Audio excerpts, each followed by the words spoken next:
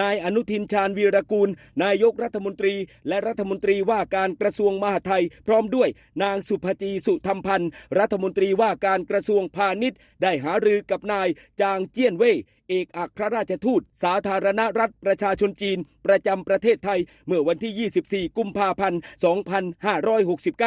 โดยท่านนายกรัฐมนตรีได้กล่าวขอบคุณที่สาธารณรัฐประชาชนจีนสนับสนุนนำเข้าข้าวและการท่องเที่ยวของประเทศไทยทั้งสองฝ่ายได้หารือความคืบหน้าการส่งออกข้าวไทยภายใต้กรอบความร่วมมือ 500,000 ตันซึ่งจะส่งมอบ 40,000 ตันแรกภายในสิ้นเดือนกุมภาพันธ์นี้และจีนจะเร่งสั่งซื้อให้ครบเป้าหมายภายในปี